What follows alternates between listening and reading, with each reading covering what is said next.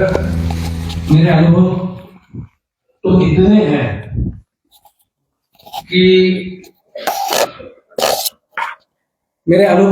हैं कि यहाँ पर समय की काफी दिक्कत होती है। कभी बोलने वाले तो बहुत है और यहाँ पर हम अनुभव तो बहुत कुछ सुन रहे हैं। जैसे सबके अनुभव है वैसे मेरे भी अनुभव है। अभी तप के बारे में हम अनुभव सुनते हैं तो खाली तप का विषय लेके तो मैं आज बात नहीं करूंगा, क्योंकि अनुभव मैं बहुत बार सुना चुका हूं। मेरा काफी वजन ज्यादा था, चेहरा बड़ा था, पेट बड़ा था, शुगर थी, भय शोक वियोग था। लाइफ में सब कुछ होते हुए भी दिशा नहीं थी और पता नहीं था कि हम कहां जा रहे हैं करके। शायद यह साधना में आने के बाद वो तो सब चले गया। जैसा तप के बारे में मेरा अनुभव तो बहुत छोटा है। यहाँ पे ज्योति दीदी को हमने सुने, वनीता माने जी को हमने सुने, और कोई ऐसे भी साधक है कि जो यहाँ पे आके नहीं बोल पाए, लेकिन उनके भी काफी बड़े अनुभव ऐसे है कि 50-50 गोली खाने वाले लोग जो 0 टैबलेट पे आए और अच्छी जिंदगी आज जी रहे हैं। तो मैं सोचता हूं कि ये साधना में कोई बड़ी बात नहीं है कि हम तप में रिजल्ट मिले, क्योंकि तप में तो रिजल्ट मिलना ही है। लेकिन ये साधना जो है ये मानस योग साधना है, जो ये मानस पे काम करती है। और मुझे जो रिजल्ट मिले जीवन में तो 360 डिग्री में चेंज हो गया। 360 बोल रहा हूं मैं, 360 डिग्री में चेंज होगा। भगवान के चमत्कार मैंने इतने देखे हैं कि पल पल चमत्कार मैं देख रहा हूं।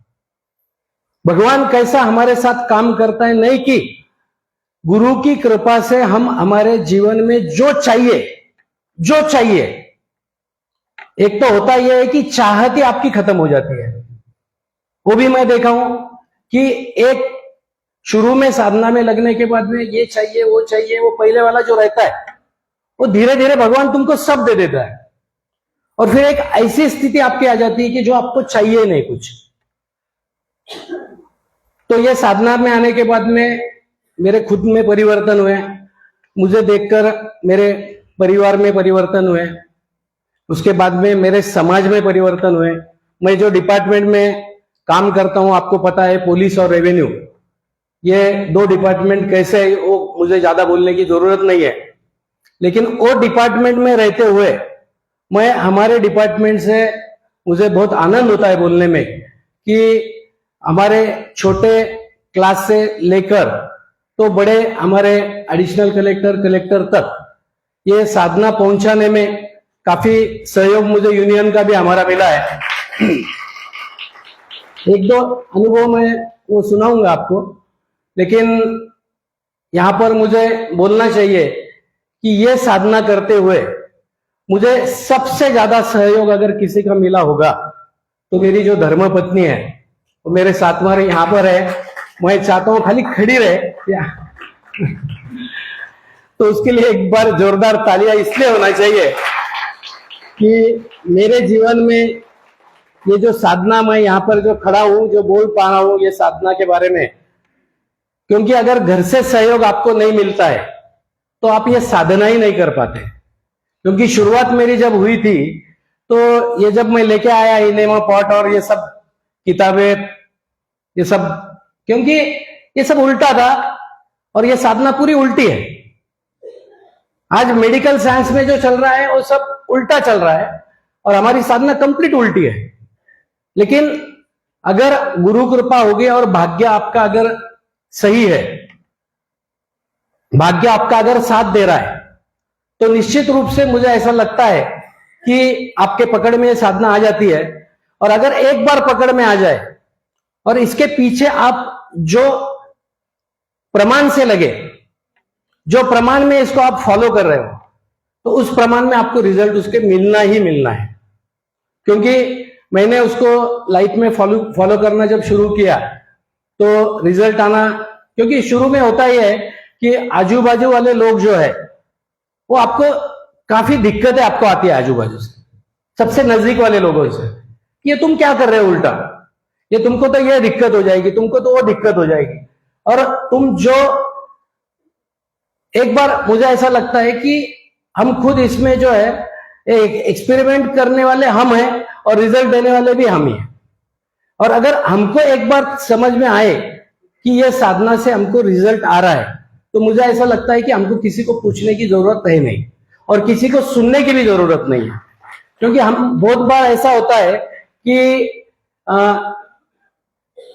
हम चलते तो सही है, लेकिन आजू बाजू वाले हमको बोलते हैं अरे ये तो डॉक्टर के एकदम गलत कर रहे हो आप, डॉक्टर तो ऐसा बोलते नहीं है कि आप सुबह में खाओ मत। क्योंकि अभी जब भी शुगर किसी को, अभी मुझे शुगर डायग्नोसिस हो गई थी, अभी हमारे एक साधु साहब है, उनको हार्ट अटैक हो गया। अब वो हार्ट अटैक होने के बाद में इतना सीवियर अटैक था कि डॉक्टर ने बोल दिया था कि अगर रात में नहीं आते तो चले जाते, और इनको बाथरूम तक लेके मत जाओ, बाथरूम तक इनको चलाओ मत। दूसरे दिन एंजियोग्राफी किया, एंजियोग्राफी के बाद में उसमें 8-9 ब्लॉकेजेस आए और डॉक्टर ने बोला इमीडिएटली आपको बाईपास करना पड़ेगा।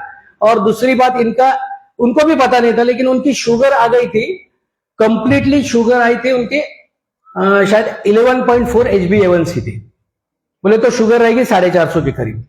तो डॉक्टर ने ये बोला कि इनको पहले घर पे जाके शुगर सेटल करा के लेके आओ। यह उनका तकदीर था कि डॉक्टर ने उनको घर पे भेजा, नहीं तो वो हॉस्पिटल में अगर कभी डॉक्टर बोलता कि यहां पे शुगर कंट्रोल करेंगे और इसका बाईपास करेंगे तो काम खत्म हो गया। घर पे आने के बाद में, अब मैं तो, मेरे साधु जी उनको पता है मैं साधना करता हूं, सब पता है, लेकिन एकदम से हम क्या बोलेंगे हार्ट के केस में, जो कि उनको ही चाहिए कि वो खुद तैयार हो। शुरू में ट्रीटमेंट चालू कर दिया, डॉक्टर के पास गए, डॉक्टर ने बोल दिया कि सुबह 6 बजे से आपको खाना शुरू करना है, गोली खाना है साथ में, और उनको जो इंसुलिन की मात्रा है वो दी 36 पॉइंट्स इंसुलिन, जो कि उन्होंने 8 दिन तक लिया।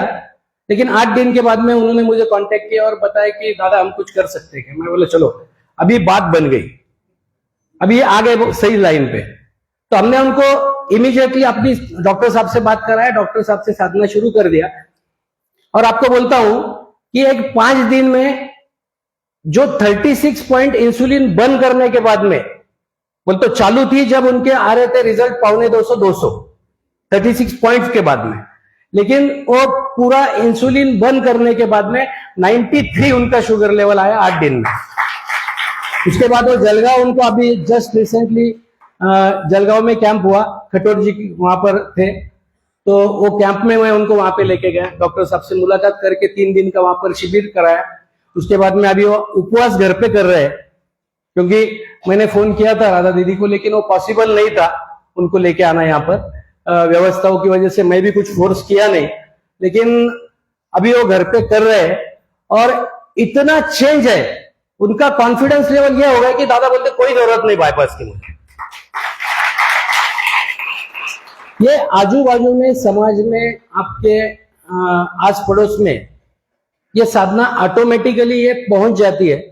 मुझे ऐसा लगता है कि जितना आप अंदर चले जाओ, क्योंकि तब सेवा सुमिरन में मैं जो विश्वास करता हूं साधना में, सबसे ज्यादा तीनों साधना पे उतना ही मेरा विश्वास है, विश्वास की तो बात ही नहीं है, लेकिन जब रिजल्ट की बात होती है तो डायरेक्टली रिजल्ट देने वाली जो साधना है हमारी, जैसा श्यामा दीदी बताती है कि वो सीधा ध्यान की साधना आपको सीधा रिजल्ट बताती है। क्योंकि ध्यान में आपको इंट्यूशन आते हैं, ऐसा मेरा मानना है। ध्यान ये एक ऐसी साधना है कि अगर, तब तो सवाल ही नहीं आता कि, तब तो मैंडेटरी है आपको, अगर आप शरीर से ही स्वस्थ नहीं है तो बाकी ध्यान व्यान की बात ही नहीं हो सकती है कोई। और सेवा का, ये जो सेवा वाली साधना है, ये तो बेस है साधना का, क्योंकि ये मिडल साधना है। ये सेवा वाली साधना अगर नहीं चली तो आप ध्यान तो कर ही नहीं सकते, क्योंकि आपको सेवा उसके लिए करना ही पड़ेगी। मेरे तीनों साधना के जो रिजल्ट है वो ऐसे रिजल्ट है कि अभी बहुत लोग बोलते हैं कि शिविर होते हैं, शिविर के बाद में लोग बोलते हैं कि कैसा करेंगे, ये तो बहुत मुश्किल वाला काम है, हमको बहुत घूमना पड़ता है, ये करना पड़ता है। लेकिन मेरा मानना ऐसा है कि ये साधना ऐसी है कि अगर आपने ठान लिया तो बाद में तप में अपनी ये कंडीशन बन जाती है, मिले तो वाह वाह, नहीं मिले तो वाह वाह, जो भी मिले उसमें हमारा काम बन जाता है। आप फिर इंडिया में रहो, फॉरेन में रहो, जहां भी रहो। अभी मैं लड़की की तरफ लास्ट ईयर हम दोनों भी यूएस गए थे, तो वहां पर भी हमने 15 दिन का टूर किए थे। लेकिन वो टूर में भी हम अगर चाहेंगे, क्योंकि हमने टूर मैनेजर को बोल दिया कि हम नाश्ता नहीं कर रहे, हमारा नाश्ता जो है वो फ्रूट्स वगैरह सब पैक करके हम लेंगे और हम साथ में रखेंगे। फिर दोपहर में लोग ब्रेड्स वगैरह खाते थे, हम सुबह का फ्रूट्स वगैरह दोपहर में खा लेते थे। तो एडजस्टमेंट, आप जैसा भी एडजस्टमेंट, अभी महाराष्ट्र लेवल पे मैं काम करता हूं यूनियन का, तो ऐसा कुछ नहीं है कि जब मिले तो वाह वाह, नहीं मिले तो वाह वाह, साथ में रख लेते हैं। और शरीर को एक बार अगर आदत लग जाए और हमको अगर मालूम है कि भोजन में शक्ति नहीं है, बेसिकली जो अभी चंदू भाई का भी लेक्चर में सुना, उस लेक्चर में से भी जो बातें थी कि सुनना है समझने के लिए, समझना है करने के लिए, और करना है बदलने के लिए। तो ये जो साधना है, ये हम यहां पे सुनते हैं, हमको रिजल्ट आते हैं, हम घर पे जाते हैं भूल जाते हैं। लेकिन ये साधना अगर हम हमारे रेगुलर लाइफ में जितना पंक्चुएटली फॉलो करते हैं, तो रिजल्ट तो हमको आना ही आना है। शायद ही ये दुनिया में ऐसी जगह है कि जो हमारा लास्ट स्टॉप होगा, लास्ट चांस। जो एक गाड़ी का लास्ट स्टॉप या लास्ट चांस आपको होता है कि यहां पे चढ़ सकते हो, इसके बाद में गाड़ी कहीं रुकेगी नहीं। तो ये आपका शायद ही एक लास्ट चांस आपको भगवान ने ये दिया है कि ये तप सेवा सुमिरन, ये जो IASS मेरठ संस्था है, तो यहां पर आप आ गए, ये आपका आखिरी चांस है। ये अगर छूट गया तो मैं समझता हूं, जहां तक मेरा मानना है, तो जिंदगी में वापस कोई चांस हमको है नहीं। क्योंकि डायरेक्टली ये साधना ही ऐसी है कि ये भगवान को आपको मिला देती है। शायद ही हमारे लाइफ में जो शुगर हुई थी, ये भगवान की मेहरबानी थी कि हमको शुगर डायग्नोसिस हो गई। वो बहाने हम यहां पर आए, यहां पर आने के बाद में हम खुद में परिवर्तन कर पाए। खुद में नहीं तो हमारे साथ में हमारी फैमिली है, मेरे भाई साहब भी यहाँ पर साथ में आए हैं, पूरा परिवार। योगायोग से ये साधना में आने के बाद में जो बदलाव हमारे में होते हैं, तो खाली हमारे में नहीं होते, तो हमारे में बदलाव देख के ऑटोमेटिकली हमारा परिवार है, हमारे बच्चे हैं, ये सब ऑटोमेटिकली। अभी हमारे बच्ची की बात मुझे बोलना चाहिए यहाँ पर कि वो यूएस में थी, बाद में यूरोप में गई।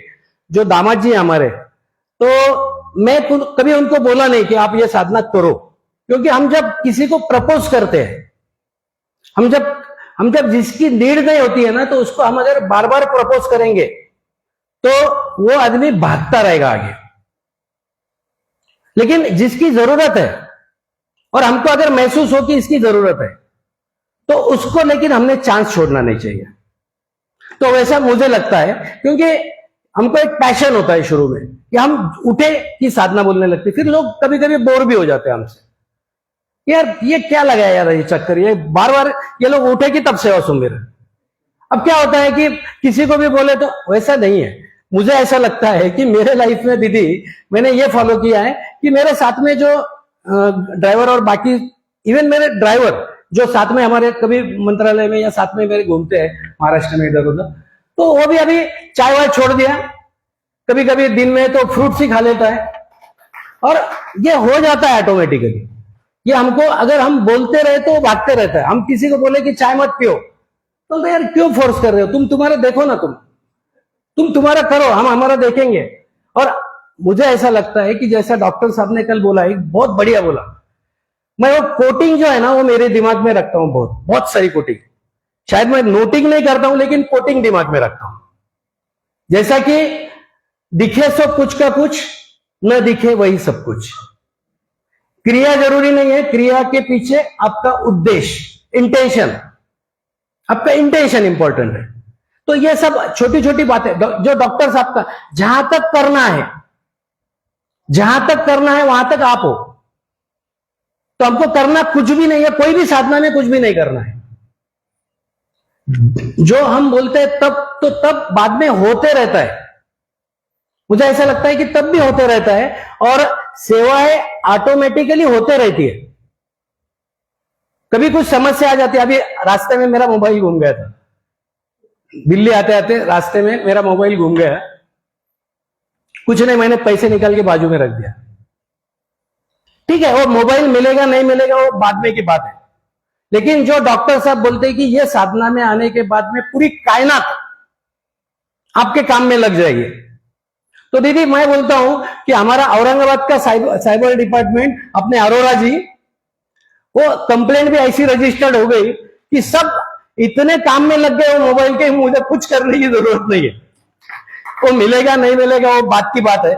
और मेरे पास, मैं तो ये समझता हूं कि मैं यहां पर आया आश्रम में, दीदी ये को मिला, वो मोबाइल घूम गया था, मालूम था। दीदी ने बोला एक मोबाइल है, सिम कार्ड तो मैं लेके आया था, मैं लेने जा रहा था, तो दीदी बोले एक मोबाइल है आप यूज कर लो। किसका मोबाइल दिया पता है? आदरणीय माता जी। तो इससे बड़ी बात क्या हो सकती है कि वो मोबाइल मिले ना मिले।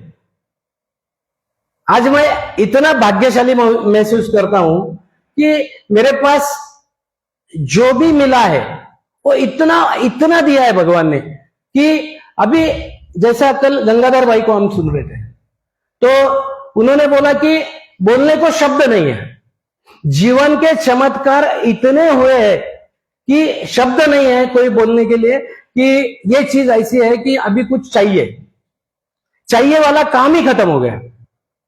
और धीरे धीरे धीरे धीरे धीरे धीरे जैसा ये साधना जो है, हम स्पीडली चले तो मतलब नहीं है। मुझे ऐसा लगता है कि हम जितना धीरे चले इसमें, और जितना हम ध्यान की ओर बढ़ते हैं, तो हमको उतना धीरज, उतना सामर्थ्य हमारे अंदर जब बन पाता है, तो मेरे ख्याल से वो ध्यान की साधना से बन पाता है, ऐसा मुझे लगता है। ध्यान हमको ऐसे कुछ इंट्यूशन देता है।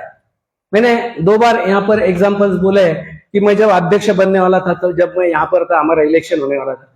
हालांकि 20 साल से मैं डिस्ट्रिक्ट का प्रेसिडेंट था, लेकिन मैं स्टेट का प्रेसिडेंट भी बन सकता हूं, ऐसी एक सिचुएशन आई थी। और मैं जब मेरठ में था, अब वहां पे जाने की बारी आई, तो मैं डॉक्टर साहब को परमिशन लेने गया कि डॉक्टर साहब मैं जा सकता हूं। तो बोले क्या बात है अनिल भाई। डॉक्टर साहब के लिए मैं 2 एक्सपीरियंस बोलता हूं। तो ये वाला एक एक्सपीरियंस है कि जिसमें मैं डॉक्टर साहब को बोला, तो डॉक्टर साहब बोले क्या होगा? बोला हो सकता है डॉक्टर साहब मैं बन जाऊंगा अध्यक्ष। वो तो आप बन गए। बोले आपका इलेक्शन कब होने वाला है? मैंने 29 तारीख को, 29 अप्रैल।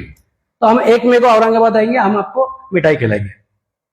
योगा से 29 को इलेक्शन हुआ। इलेक्शन में मैं और मेरे जो प्रतिस्पर्धी थे, वो दोनों को सेम वोटिंग गिरी। अब सेम वोटिंग होने के बाद में वहां पे चिट्ठी निकली, और चिट्ठी मेरी निकल गई, मैं अध्यक्ष बन गया। चलो बनने के बाद में जब मेरा वहां पे 1 तारीख को सत्कार वत्कार सब हुआ, लेकिन मेरी इच्छा थी कि डॉक्टर साहब को पूछूं कि आप इतना कॉन्फिडेंट क्यों थे। तो डॉक्टर साहब ने मुझे पूछा कि जब चिट्ठी निकल रही थी तो कैसा लगा? जब चिट्ठी निकल रही थी तो उस वक्त आपके मन में क्या चल रहा था? तो मैं बोला कि उस वक्त मन में यह चल रहा था कि भगवान, अगर मैं अध्यक्ष बन के आप मुझसे कुछ करना चाहते हो